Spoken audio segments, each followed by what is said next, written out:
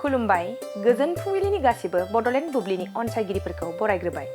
दिनै 25 जानुवारि बृहस्पतिबारनि फानजामुथिखौ फरायथिनो लादों आं फामि ब्रह्म नार्जारिया।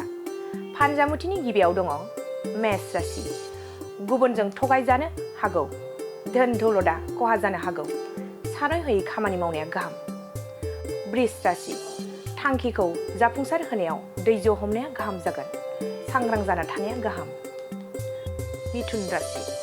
मानिबा जाहोनाव सोरजोंबा सुथुर जानो हागौ। साना जेथो गोनां जागोन। कर्कट राशि। गुन गोनां हाबा मावना मोजां फिथाइखौ मोननो हागौ।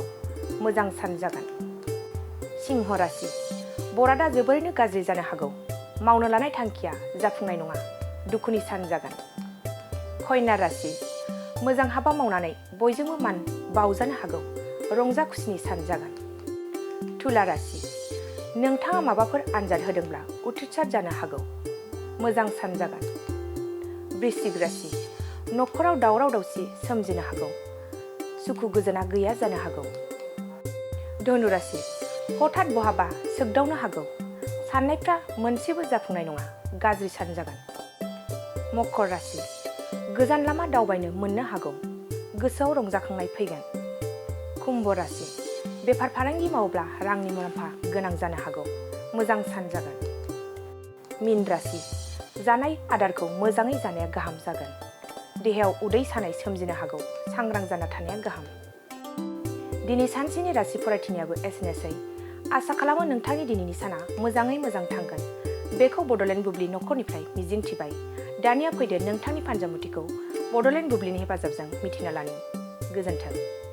Good news for everyone. For the academic year 2024-2025, admissions to playgroup, nursery, LKG and UKG are underway at Vidyavili Kids School in Habubari, Kokrajhar. This Vidyavili Kids School has many facilities for students like smart class and daycare. Indoor, outdoor game, art and craft workshop, playful learning, environment and dance room, modern teaching aids, audio visual room. Good teachers, student one-on-one training on one language and speech development. Experienced teachers, green knowledge. Why are you waiting for the admission? Call 6900 304050 for more details.